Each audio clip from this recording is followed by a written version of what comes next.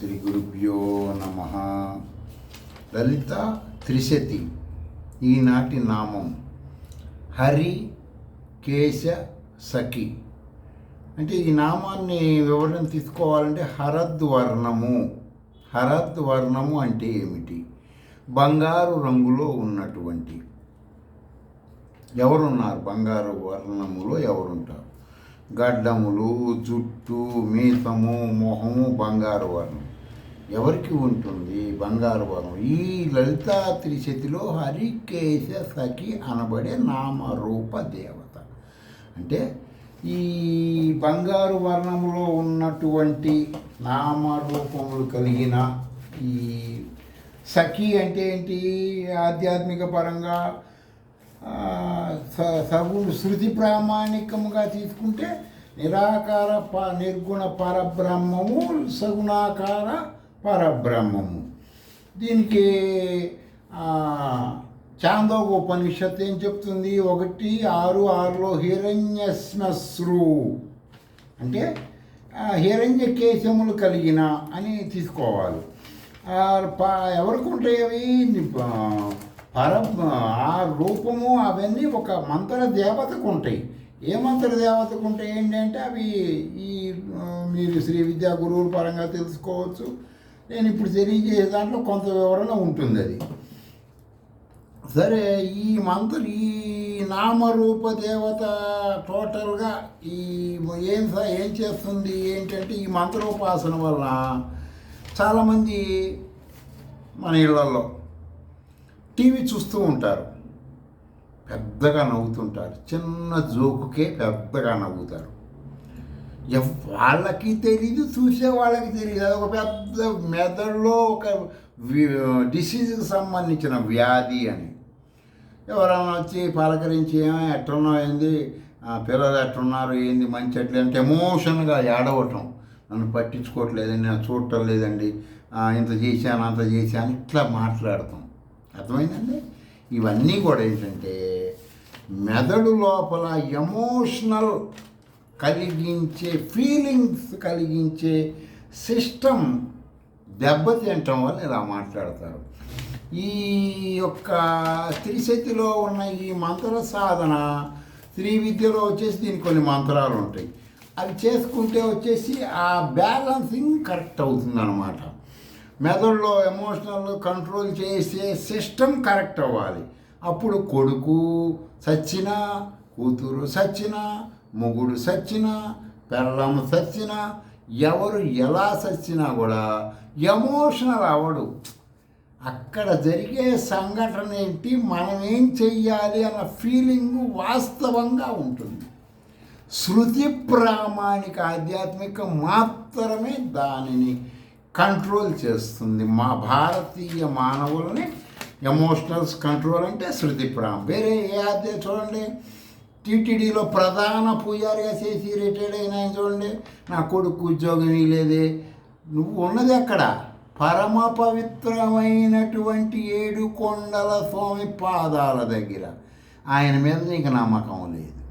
రాజకీయ నాయకులు కాళ్ళ చుట్టూ తిరిగి, వాడి చుట్టూ తిరిగి హోమాలు చేసి, వీడి చుట్టూ తిరిగి హోమాలు చేసి, వీడి చుట్టూ హోమాలు చేసి, ఆ డైమండ్స్ ఈ డైమండ్స్ అనేక రకములుగా నీ ఫీలింగ్స్ వ్యక్తం చేసావు. ఏమైనా ఉపయోగం కలిగిందా? ఎవరైనా సానుభూతి చూపించారా? లేదే. అంటే నువ్వు శృతి విరుద్ధంగా ఉన్నావు. నువ్వు చెప్పుకోవచ్చు, అనేకం చెప్పుకోవచ్చు. నీకు అక్కడున్న వెంకటేశ్వర స్వామి నీతో మాట్లాడచ్చు, మీ ఇంటికి రావచ్చు, నువ్వు పెట్టే తిండి తినచ్చు, ఆయన నీకు పెట్టచ్చు. మీ పర్సన్ మేము ఎలా నమ్మాలి? నీ కొడుక్కి ఉద్యోగం లేదు కదా, నీకు మళ్ళా పదవి రాలేదు కదా, నీ ఫీలింగ్స్ మేము ఎలా నమ్మాలి? కాబట్టి భారతీయులందరూ శృతి ప్రామాణిక ఆధ్యాత్మికమే ఆచరించాలి. శృతిలో ఉందా ఆచరించాలి, శృతిలో లేదా మాకు అక్కర్లేదు. ఎంతోమంది ఎన్నో చేస్తుంటారు, అన్నదానాలని, ఆ దానాలని, ఈ దానాలని. ఎక్కువ శాతం వెనక మూటలే. గుర్తుపెట్టుకోండి, మీ సొమ్ముని బావిలో నీళ్లు తోడినట్టు వాళ్ళు తోడుతుంటారు. చీకటి పడంగానే గుడ్లు తాగటానికి మీ సొమ్ముతో ఆధ్యాత్మికంగా. కాబట్టి మీరెవరు కూడా ఆధ్యాత్మికానికి శృతి విరుద్ధంగా డబ్బు ఖర్చు పెట్టద్దు. మిమ్మల్ని మీరు కర్మలు చేయటం ఎందుకు, జన్మలెత్తటం ఎందుకు, కర్మలు చేయటం ఎందుకు? బుద్ధి ఉపయోగించండి. బుద్ధి అంటే దాని పక్కనే పరమాత్మ ఉంటాడు. మీరు ఎప్పుడైతే మంత్ర సాధన అంటే ఆలోచన చేస్తారో ఆయన మీకు అన్నీ చూపిస్తారు. ఆ మాట కేనో ఉపనిషత్తు చెప్తుంది, నేను చెప్పటం లేదు.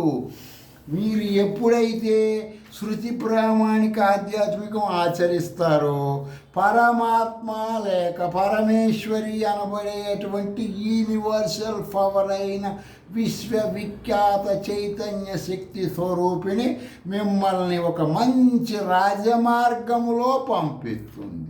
మీరు అంతకుముందు ఇప్పుడు అందరూ కొంతమంది మేము చేసామండి. ఇప్పుడు నేను వారాహి మంత్రాలు ఒక 50 లక్షలు చేయటానికి బిఫోర్ ఎంతోమంది ఈ శంకర భాష్యాలు రాసిన వాళ్ళతోటి ఈరోజు ప్రముఖ గ్రంథ రచయితలు శ్రీచక్ర ఘనాపాటి జటాపాటి రథాపాటులతో నా దగ్గర సాక్ష్యాధారాలు ఉన్నాయి.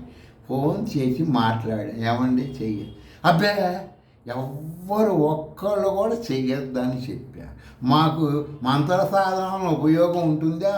మేము ఎంతో డబ్బులు ఇచ్చాం, మేము ఎన్నో శ్రీచక్రార్చన చేస్తున్నాం, డబ్బులు ఇచ్చి రావడానికి మేము మంత్రాలు చేస్తే వస్తాయా అన్నటువంటి ప్రముఖమైనటువంటి ఆధ్యాత్మిక పీఠములకు పేర్లు స్వామీజీలతో పుస్తకాలు రాసిన వాళ్ళు కూడా ఉన్నారు. నా దగ్గర అన్ని విట్నెస్లు ఉన్నాయి. కాబట్టి ఎవరి మాటలు నమ్మద్దు. నా స్వ అనుభవం మీకు చెప్తున్నా. మీరు నా అనుభవాన్ని శృతిలో చూసుకోండి, ఆచరించి. ఏ మంత్రమైనా చేయొచ్చు, ఎవరైనా చేయొచ్చు. కానీ అది శబ్ద అర్థజ్ఞానంతో శృతి ప్రామాణికంగా ఉండాలి. అర్థమైందండి?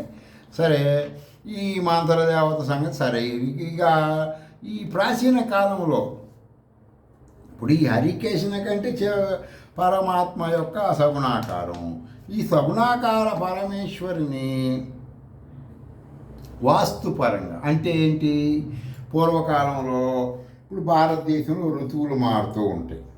విదేశాలలో వలసవాద ఆధ్యాత్మిక దేశాలలో ఎప్పుడు ఋతువులు మనలాగా ఉండవు కదా.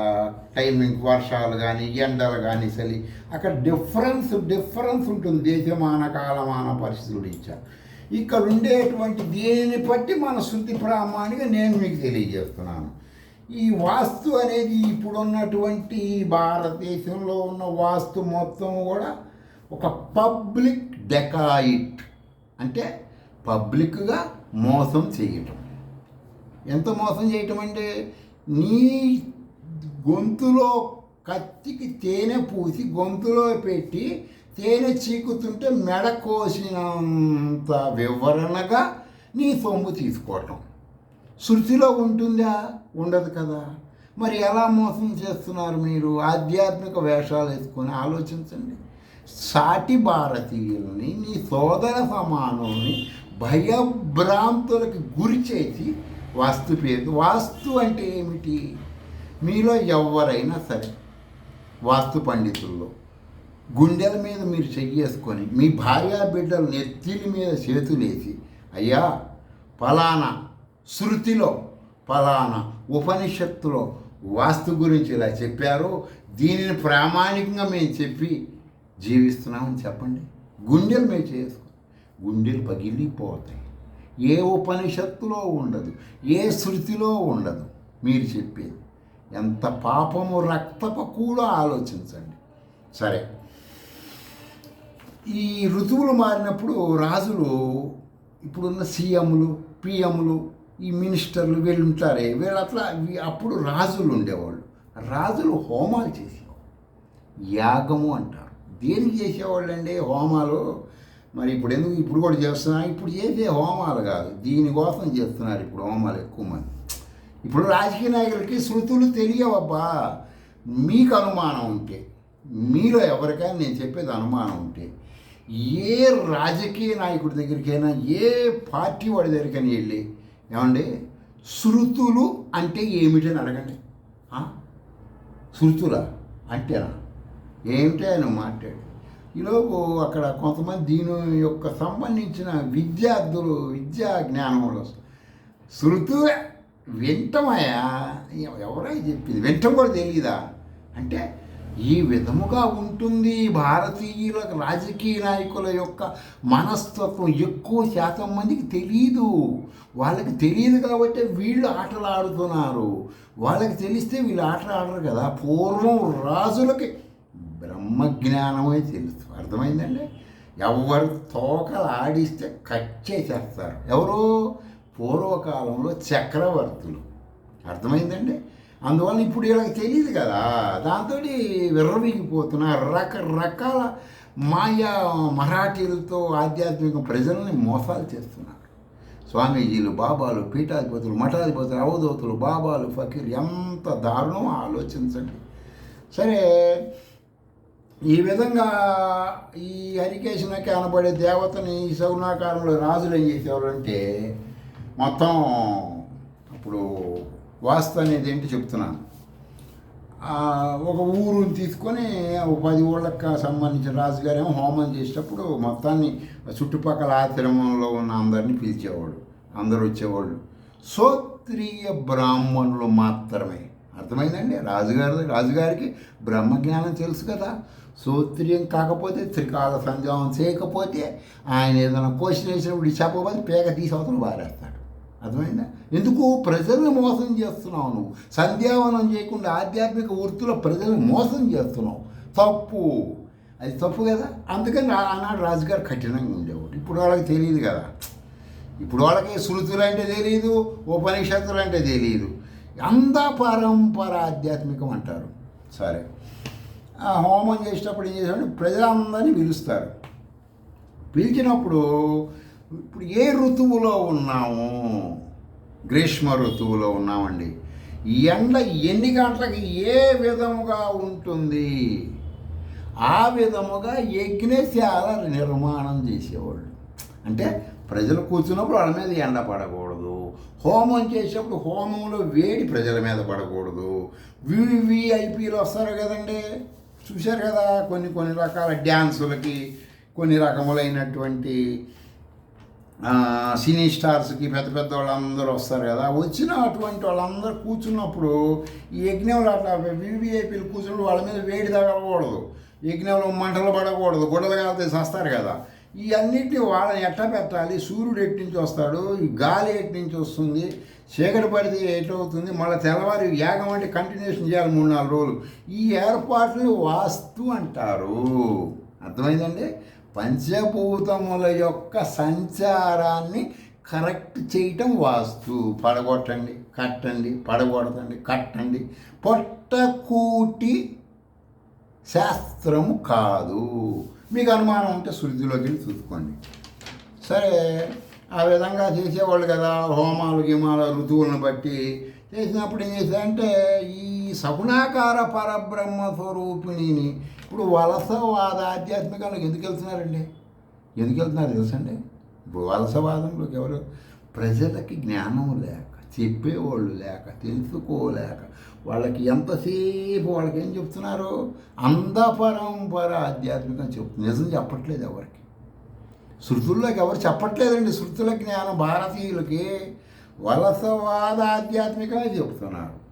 సరే, ఈ హోమాలు చేసినప్పుడు రాజుగారు ఏం చేశారంటే మీరందరూ పొద్దున్నే లేవగానే తడతడ స్నానాలు గినాలు చేసి బొట్లు పెట్టి బాగా పూసుకొని లక్ష్మీదేవి దగ్గరికి వెళ్తారు కదా. ఆమెను సీత అంటారు. ఆ సీతాదేవి యొక్క తండ్రి అనబడే ఒక రాజుగారు ఉంటాడు. అర్థమైందండి. సీతాదేవికి తండ్రి. ఆ తండ్రి గారు విదేహ అనబడే ఒక దేశాన్ని పరిపాలిస్తూ ఉంటాడు. విదేహ ఆ దేశాన్ని పరిపాలిస్తున్నప్పుడు ఆయన ఏం చేస్తాడంటే ఈ నామరూప దేవత సగుణాకార పరబ్రహ్మ స్వరూపుని పామరులకు కూడా పరిచయం చేయాలి. అందరూ మనన త్రాయితే మంత్ర, మనసులో మంత్రం చేసుకోవాలి, మనసులో ఆలోచన చేయాలి. ఇప్పుడు అదే వేరే క్యాస్ట్లో వేరే మతాల్లో పోయి ఓ దేవుడా నాకు పెళ్ళిళ్ళు కావట్లేదు, ఓ దేవుడా నాకు ఉద్యోగాలు రావట్లేదు, ఓ దేవుడా నాకు అది చేయండి ఇది చేయండి, గోల కేకలు పెడబొబ్బలు లేకుండా కూర్చొని ప్రశాంతంగా ఏకాంతంగా ఇంటర్నల్గా ఆలోచన చేయటమే మంత్రము. అదే శృతి చెప్పింది. ఆ విధంగా రాజుగారు ప్రజలకి జ్ఞానం చెప్పాలని చెప్పి మొత్తం సభ పెడతాడు. అందరూ క్షత్రియ బ్రాహ్మణులు అందరినీ పిలుస్తారు, అందరూ వస్తారు, అన్నీ బాగానే ఉంటాయి. సరే, ఈయన రాజుగారికి ప్రజలకు ఎట్లా చెప్పాలరా? పూర్వకాలం ఇప్పుడు వేద సభలు అంటే అసలు జనాలకి భారతీయులకి వేద సభలు అంటే ఏమిటి అని ఒక వెరిఫికేషన్ చేస్తే 100కి 99 మంది మాకు తెలియదు అంటారు. అంటే దాన్ని బట్టి వేదం ప్రజలకి ఈ ఆధ్యాత్మిక పనులు ఎంతమంది తెలియచేస్తున్నారు ఊహించుకోండి. గుళ్ళు గోపురాలు పీఠాధిపతులు మఠాధిపతులు స్వామీజీలు కలెక్షన్లు కుమ్ముకోవటమే కానీ వేదాలను ఎవ్వరు చెప్పట్లేదు. గుర్తుపెట్టుకోవాల్సిన విషయం అర్థమైందండి.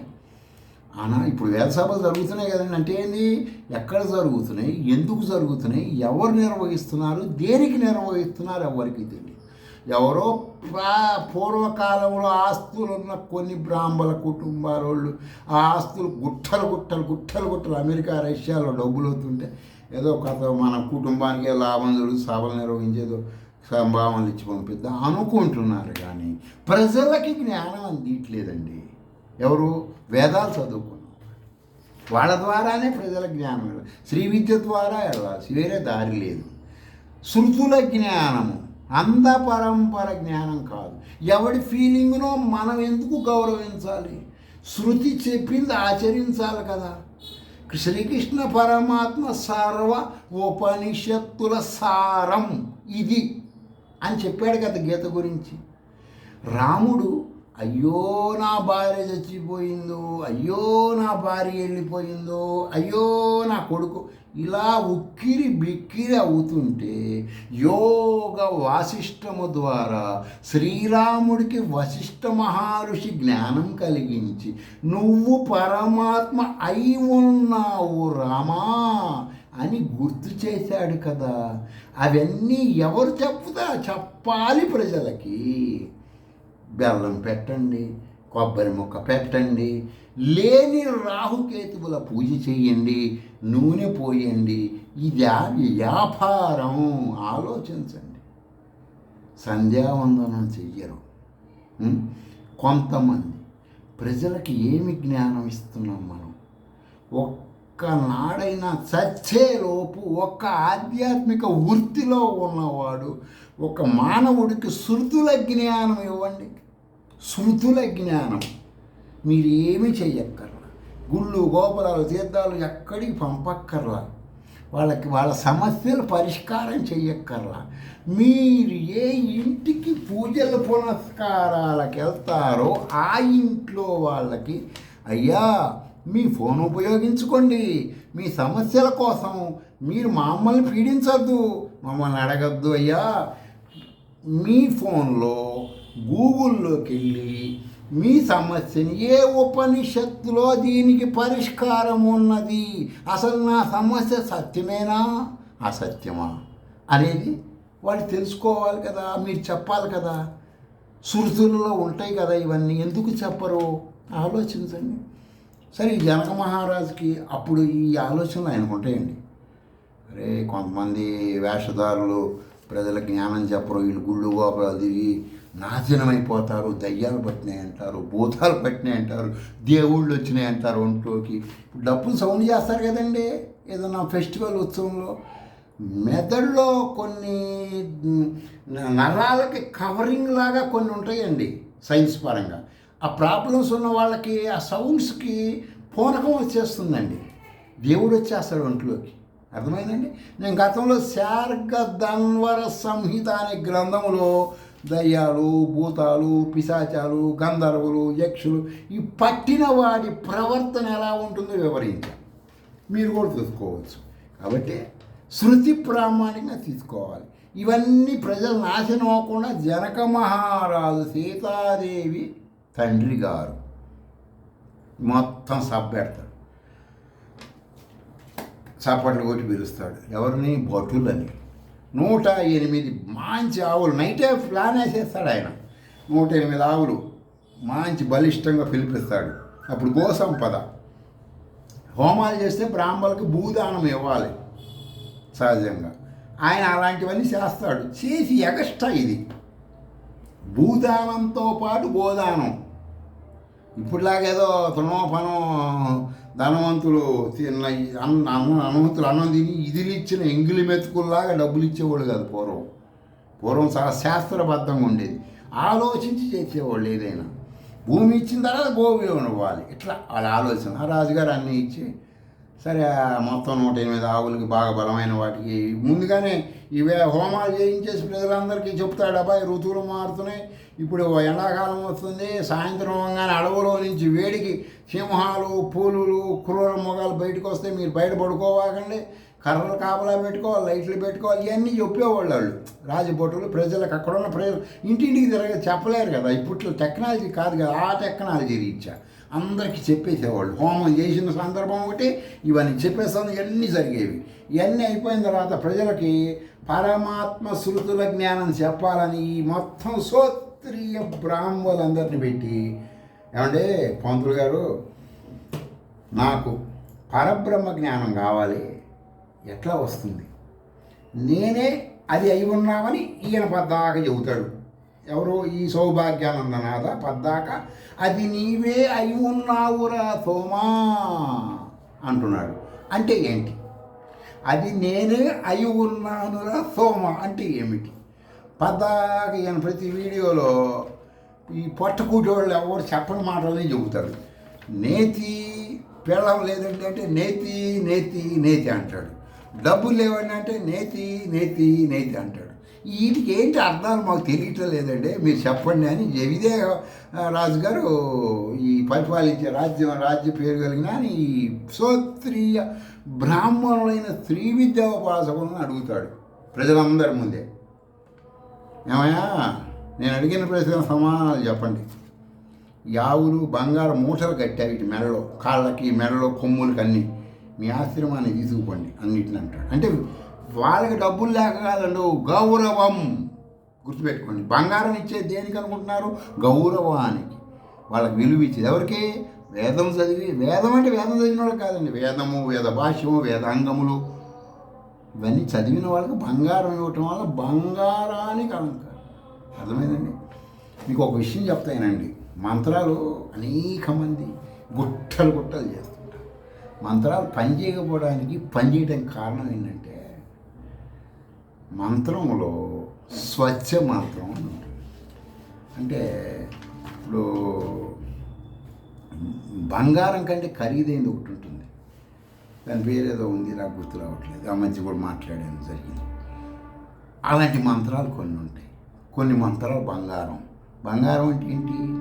బంగారం ఒక 10 గ్రాములు బంగారంలో 1 గ్రాము రాయి కలుగుతుంది.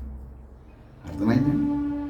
అమాయకులు, అవిద్యాపరులు, అజ్ఞానులు 10 గ్రాములు బంగారానికి డబ్బులు కడతారు. అందులో 1 గ్రాము రాయి ఉంటుంది, దానికి కూడా బంగారం డబ్బులే కడతాడు.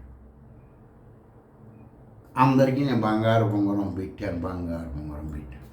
అందులో రాగి 1% ఉన్నది కదా, మీరు గుర్తించట్లేదు కదా. అలా మంత్రంలో పరమాత్మ అంశ కొంత, ఆ శబ్ద శక్తి చైతన్య రూపం కలిగిన దేవత ఒకటి. అంటే మీకు అర్థం అవ్వాలని ఇవన్నీ చెబుతున్నా. బీజాక్షరాల పరంగా ఇవన్నీ విశ్లేషణ చెయ్యాలి. మంత్రం చేసి స్వచ్ఛమైనటువంటి ప్యూర్ మంత్రాలు కొన్ని ఉంటాయి. మిగతా ఎక్కువ శాతం మంత్రాలన్నీ గోల్డే. ప్రజలకు కావాల్సింది గోల్డే కదా ప్రజలకు కావాల్సింది, కాబట్టి అవి ఉంటాయి అన్నమాట. ఆ విధంగా మంత్రాలు ఉంటాయి. మీరు అవి శృతిలోకి వెళ్తే కానీ ఆ జ్ఞానం రాదు మీకు. అర్థమైందని అంధ పరంపరలో రాదు. సరే, ఈ జనక మహారాజు వీళ్ళందరికీ చెప్పిన తర్వాత ఇవన్నీ కట్టి ఇక్కడ పెడతాడు కదా. పెడితే అందరూ మంచి పవర్ఫుల్ వాళ్ళు, శ్రీ విద్యాభాస్ తక్కువ వాళ్ళు కాదు కదండి, అందరూ టాప్ మోనార్కులు కదా అందరూ. ఎవరు కూడా ఈరోజు మన భారతదేశంలో కొంతమంది బ్రాహ్మణ కులములో నియోగులు అనే ఒక శాఖ కలిగిన వాళ్ళు, అందులో ప్రథమ శాఖ. అనేక మంది ఉంటారు. పేరు నేను చెప్పేది, ఈ జ్ఞానం కలిగిన వాళ్ళు కాదు, ఈ జ్ఞానం కలిగిన ఋషి వారసులు కాదు, పేరు కలిగిన వాళ్ళు. అర్థమైందండి? నేతి బీరకాయలు నెయ్యి ఎట్టుంటుందో ఆ విధంగా భావించాలి. దీనికి పిత యాజ్ఞవల్క మహర్షి. ఆయన మొత్తం తోలుగుబోయిన ఆశ్రమానికి అంటాడు. అప్పుడు అక్కడున్న శ్రీ విద్యా ఉపాసకులు చాలా పవర్ఫుల్గా అందరూ రౌండ్ అప్ చేసేస్తారు ఇవన్నీ. ఏంటో నీ ఉద్దేశం? ఆయన మహాచక్రవర్తి, రాజర్షి, ఆయన చెప్పాడు, మేము ఆలోచించుకుంటున్నాం, నువ్వేం తీసుకెళ్ళిపోమంటున్నావు, ఏంటి నీ దమ్ము నీ ధైర్యం అంటే, నేను శృతి ప్రామాణిక శ్రీ విద్యా ఉపాసకున్నయ్యా. మీలో ఎవరైనా సరే, దమ్మున్నోళ్ళైనా సరే, ఎవరైనా సరే శృతి ప్రామాణికంగా సంవాదం చెయ్యండి నాతోటి పరమాత్మ జ్ఞానం గురించి. శృతి విరుద్ధంగా మాట్లాడితే తలకాయలు పుచ్చకాయలాగా పగిలిపోతాయి. అంటే ఆల్రెడీ శంతన సంబంధించిన ఒక పేరు కలిగిన ఆయన తలగా పగిలిపోయింది వాస్తవమే. నేను ఆ వాడు ఉపయోగించానంటే అటు జరిగితేనే ఉపయోగిస్తాను. అది తర్వాత రేపు వివరంలో చెప్తాను తర్వాత. సరే, ఆ విధంగా చెప్పగానే వీళ్ళందరూ ఆలోచిస్తారు, ఏంటంటే శృతి ప్రామాణికంగా ఢీకొనమంటున్నాడు. ఆయనతో శృతి ప్రామాణిక మనమంతా ఫాన్స్ పౌడర్లు పూసేసి బాగా గెటప్ సెటప్లు చేసి ఏదో చేస్తున్నాం కదా, ఇక ఇబ్బంది పడతాం తగ్గుతారు. కొంతమంది ఆడవాళ్ళు ఉంటారండి, ఋషికలండి, అబ్బో జగజ్జట్టీలండి, మామూలు వాళ్ళు కాదండి. వాళ్ళంతా ఈయన రౌండ్ చేసేస్తారు. మేము మాతో డిస్కషన్ చేసి మేము జనక మహారాజు అమ్మా చాణక్యులా చూస్తుంది, ప్రజలకి ఏం జ్ఞానం అందుతుందిరా, నా రాజ్యంలో ప్రజలందరూ అంధపరంపర ఆచరించకుండా గుళ్ళు గోపురాలు స్వామీజీలు పీఠాధిపతులు మఠాధిపతులు అవధూతలు బాబాలు ఫకీర్లు వీళ్ళ దగ్గరికి పోకుండా వాళ్ళలో వాళ్ళే మేము పరమాత్మ అంశ, మాకు శృతుల జ్ఞానం ఉన్నది అని వాళ్ళు తెలుసుకుంటున్నారు, నా రాజ్యంలో ప్రజలని ఆయన సంతోషపడుతుంటాడండి. అర్థమైందా?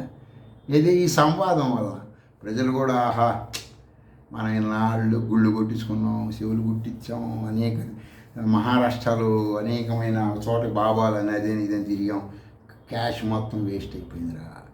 ఏ ఉపనిషత్తులో లేదురా ఈ ఆధ్యాత్మికం, మాకేంద్ర ఈ కర్మ పట్టింది, ఈ పొట్ట కూటి ప్రవచనకారుల మాటలేని ఇంత నాశనం అయిపోయామే అని బాధపడుతూ ఉంటారు. ఆనాటి కాలంలో భావించండి, ఇప్పుడు వాళ్ళు బాధపడతారు కదా. సరే, ఇప్పుడు చెప్పడానికి ప్రవచనాలకు సబ్జెక్ట్ లేక వేరే వేరే విషయాలు మాడుకొని కొట్టుకుంటున్నారు కాట్ల కుక్కల్లాగా. శృతుల్లోకి వెళ్ళమని చెప్పండి వాళ్ళకి, మీరు కామెంట్లు పెట్టండి. ప్రవచనకారు శృతుల్లో చెప్పండి, మాకు ఉపనిషత్తుల జ్ఞానం చెప్పండి, మాకు షడ్ దర్శనాల జ్ఞానం చెప్పండి, పూర్వ మీమాంస ఉత్తర మీమాంస కణ్వ మహర్షి హిస్టరీ గౌతమ మహర్షి హిస్టరీ చెప్పమని మీరు కామెంట్లో పెడుతుంటే వాళ్ళు చెబుతుంటారు. మీరు నెట్లోకి వెళ్ళి చూసుకుంటే ఇవన్నీ తెలుస్తుంటాయి. శ్రీ విద్యలోకి వస్తే తెలుస్తాయి అన్నీ. అర్థమైందండి? ఈ వందన ఈ యాజ్ఞవల్క మహర్షి సంవాదం జరుగుతుంటే అంత సైలెంట్గా ఉంటారు. సరే, యాజ్ఞవల్క మహర్షితో మాట్లాడుతుంటే మాటలా చీర కొంగులో నిప్పుల మూట కట్టుకున్న దాంతో సమానం అండి. యాజ్ఞవల్క మహర్షి అలాంటి పవర్ఫుల్ డక్కా మొక్కలు తిన్నాడు, మామూలు మనిషి కాదు. వేదం నేర్చుకొని ఆ వేదం నేర్చుకుని గురువుగారితో శృతి ప్రామాణిక విరోధం వచ్చి, అర్థమైందండి? శృతి ప్రామాణిక విరోధం. భీష్ముడు శృతి ప్రామాణికంగా విరోధంతో గురువుని అవతలేవా, నువ్వు చెప్పేదేది నాకు వేదం చెప్పింది ఉపనిషత్తు చెప్పిందే ప్రామాణికం, ధర్మానికి ప్రామాణికమైన గురువు కాదు శృతి. భీష్ముడు గురువుని వదిలేశాడు కదా, హిస్టరీలో ఉంటుంది కదా. అదేవిధంగా యాజ్ఞవల్క మహర్షి వేదం కృష్ణ యజుర్వేదం గురువు గారు నేర్చుకొని ఆయనతో శృతి ప్రామాణిక విరోధం వచ్చి వదిలేసి సొంతంగా శుక్ల యజుర్వేదం సూర్యుడు వచ్చే ముందు కూర్చొని తెల్లారుదామని 3ంటికి సూర్యుడు వెళ్ళిపోయిన 6 వరకు అహోరాత్రులు సూక్తం చదివి చదివి చదివి చదివి అది తనైపోయాడు. అర్థమైందండి? చాలామంది అంటే సూర్యుడి దగ్గర నేర్చుకున్నా అంటే సూర్యుడిదే ఎవరు నేర్చుకుంటాడు? జ్ఞానం లేక మాట్లాడతారు, శృతుల జ్ఞానం లేక. అర్థమైందండి? సరే, ఈ వీటితో సంవాదం ఏం జరిగింది ఏంటంటే అవన్నీ కూడా నెక్స్ట్ వీడియోలో రేపు నామంలో చెబుతా. స్వస్తి.